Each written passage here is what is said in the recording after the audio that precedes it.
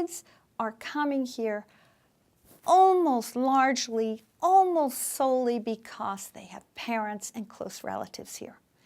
And I guess when I saw, I figured parents' migration would be part of the reason why kids are coming, right? The kids want to reunify.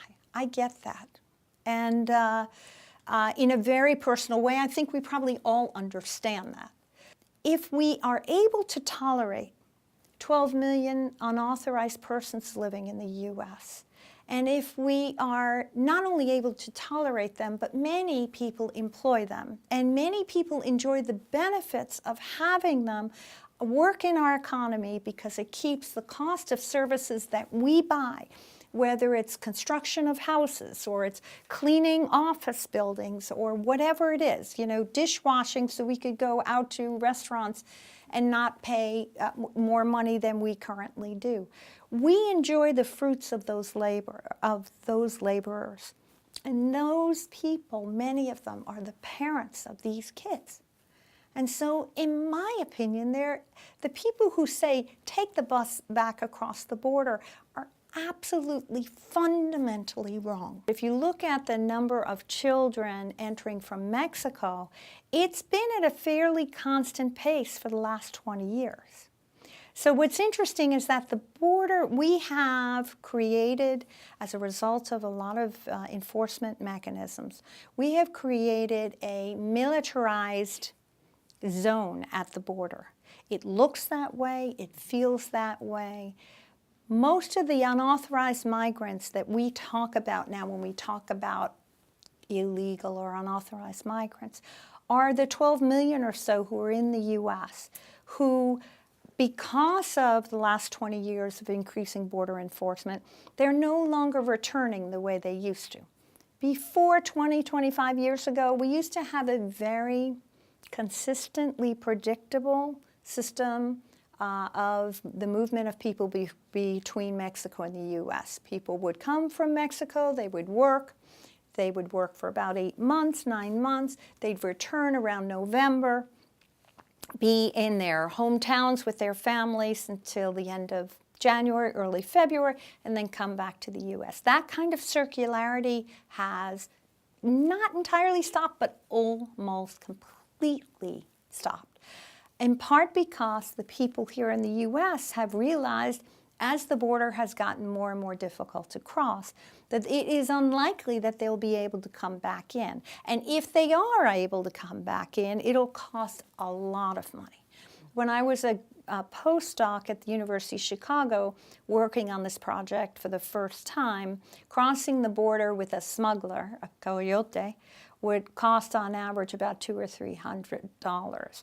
Now it's in the 5-digit figure, and a set of figures, you know, 10,000 or more. And it really, now there's a lot of specialty in smugglers, so that if you want to cross, you can get across with smugglers, but it's much more difficult, it's much more expensive, and frankly, it's more risky. As long as their parents are not criminals, as long as they haven't been arrested for a felony, as long as those parents have been good model citizens in the U.S., except perhaps for the fact that they crossed without authorization more than 10 years ago, because the average right now of the 12 million, the average duration of stay in the U.S. is over 10 years. So these are people who have been here for quite some time. And, you know, as long as there are certain prerequisites, I would say that those kids, that I would embrace if the U.S. government gave those kids an opportunity to live here. The other thing I would say is this, is that to me this is a no-brainer. These kids want to come here. They want to be here, they want to do well, they want their parents to be proud of them. You haven't, I don't think we've seen a more ambitious set of young kids in the United States.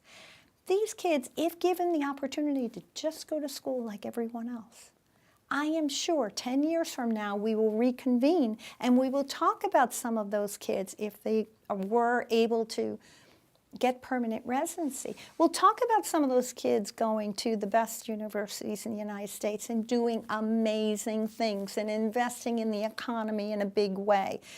You know, we could switch the whole tenor of the conversation and say this is an amazing opportunity to bring in kids who really want to be here, to parents who are good people but living below the radar because they have to. And, you know, wow, 10, 15, 20 years from now, we could really see the seeds really blossom here. They then become the scapegoat for everything that's wrong.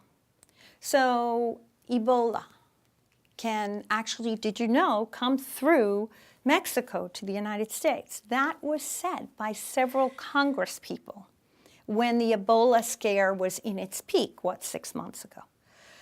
There have been absolutely no cases of Ebola documented that come from Mexico into the U.S.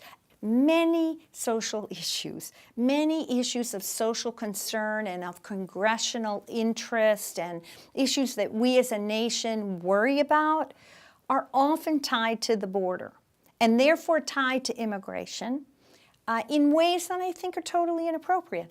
And partly that stems from the 9/11 mentality, which I understand, you know, how that came about, but at the same time to always link immigrants to terrorism, to national security. That's sort of the cultural shift that we have witnessed in the last almost 2 decades, is that an immigrant is now a national security threat.